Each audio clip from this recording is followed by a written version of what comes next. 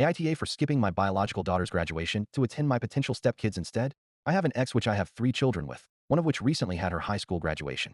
My daughter Angie invited me to her graduation, and I'd said I'd be there. I am currently in a committed relationship to my girlfriend of a few months, who has a daughter Lauren. Lauren recently graduated with a bachelor's in biology. A week before the graduations, I was then given an invite by my girlfriend and Lauren to her graduation. Her father passed away, and she told me it would mean the world to have someone there to support her in his place. I agreed before learning what the date and time of the event was. Day of the graduation, I'm getting ready to head over to Angie and her mother's house to head off to the ceremony.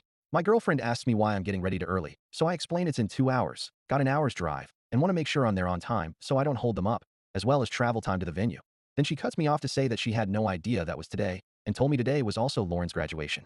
Lauren's ceremony was 3 hours after the start time of Angie's graduation.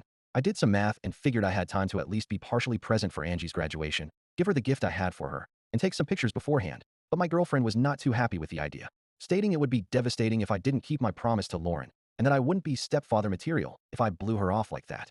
I tried to explain I'd still be there for the entirety of Lauren's ceremony with this plan, but she just wouldn't listen, but wouldn't give me any reason why either besides just me owing it to her and her daughter.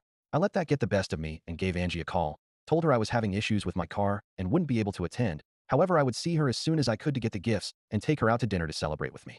I went to Lauren's ceremony later in the day. Of course, I was in some of the pictures, which were posted on Facebook, and I was tagged in them. My wife, and probably Angie too, saw the photos on my page. My ex-wife is livid, saying I betrayed my daughter and blew her off for some other kid I barely know or have any responsibility for.